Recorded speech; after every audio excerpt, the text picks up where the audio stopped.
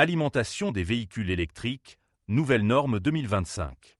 La structure de la norme NFC 1500 a été repensée en 2024 et adopte désormais une approche en une série de normes distinctes. Autrefois organisée en plusieurs parties au sein d'un même référentiel, elle se décline maintenant en plusieurs normes autonomes.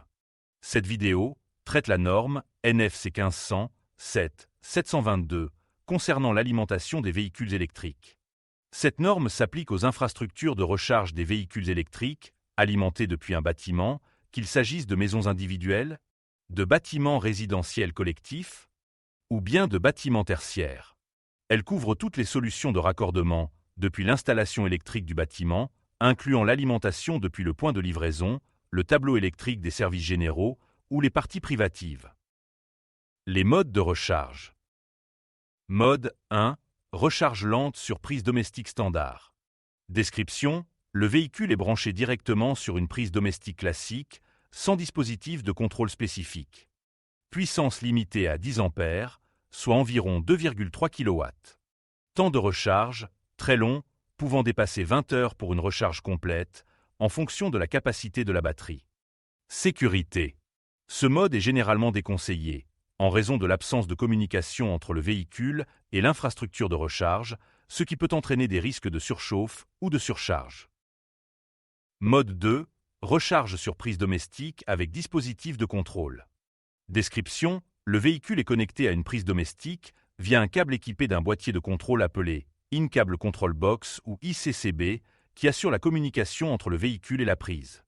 Puissance, généralement jusqu'à 3,7 kW, 16 A, selon la capacité de la prise et du câble. Temps de recharge, variable, généralement entre 8 et 12 heures, pour une recharge complète. Sécurité, le boîtier de contrôle surveille la charge et offre une meilleure protection contre les risques électriques par rapport au mode 1. Mode 3, recharge sur borne dédiée, Wallbox. Description, utilisation d'une borne de recharge dédiée, souvent installée à domicile ou sur le lieu de travail, nécessitant une installation professionnelle. Puissance, de 3,7 kW à 22 kW, en fonction de l'installation, monophasée ou triphasée, et des capacités du véhicule. Temps de recharge, entre 1 et 8 heures, selon la puissance disponible et la capacité de la batterie. Sécurité, offre une communication complète entre la borne et le véhicule, permettant une gestion optimisée de la charge et une sécurité accrue. Mode 4, recharge rapide en courant continu. Direct current. Description, recharge effectuée sur des bornes publiques spécifiques, fournissant du courant continu directement à la batterie, contournant le chargeur embarqué du véhicule.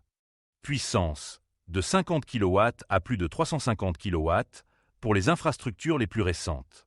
Temps de recharge, permet de recharger 80% de la batterie en 20 à 30 minutes, idéal pour les longs trajets.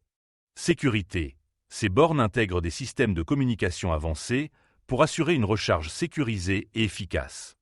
Principales obligations, circuit spécialisé. Chaque point de recharge doit être alimenté par un circuit dédié, distinct des autres circuits de l'installation électrique. Soit dans le tableau de répartition principal s'il y a suffisamment de place, soit en créant un tableau divisionnaire.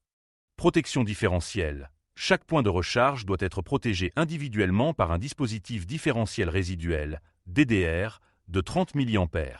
Ce DDR ne doit protéger que le point de recharge concerné, sans être partagé avec d'autres points de recharge ou usage. Le choix du type de DDR dépend du mode de charge utilisé et des caractéristiques du véhicule à recharger. Il existe 4 types de DDR adaptés aux différentes situations. Quel type de DDR utiliser selon le mode de charge?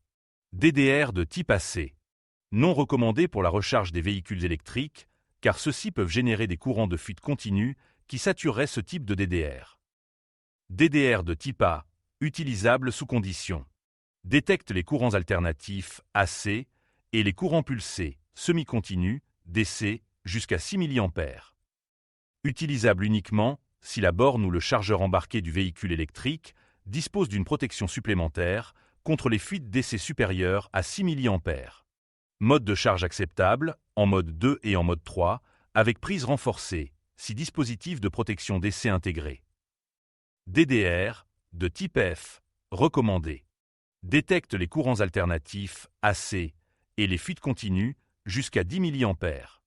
offre une meilleure protection contre les perturbations électromagnétiques et les harmoniques générées par certains véhicules. Idéal pour les bornes de recharge en mode 3, mais encore peu répandu. DDR de type B, fortement recommandé. Détecte toutes les fuites, courant alternatif AC, courant continu DC, quelle que soit leur forme ou leur amplitude. Obligatoire pour les bornes de recharge en mode 3, sans protection interne, DC supérieur à 6 mA. La recharge rapide en mode 4, courant continu. Toute infrastructure où les véhicules peuvent générer des fuites DC supérieures à 6 mA. Le dispositif différentiel résiduel, DDR, 30 mA individuel, pour chaque point de recharge, est une obligation réglementaire visant à renforcer la sécurité des utilisateurs et des installations électriques.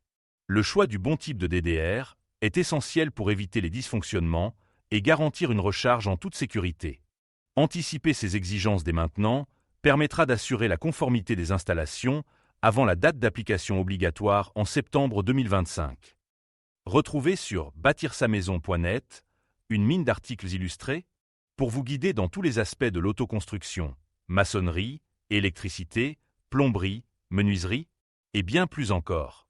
Que vous soyez débutant ou bricoleur aguerri, vous y trouverez conseils, tutoriels et astuces pratiques pour réussir votre projet.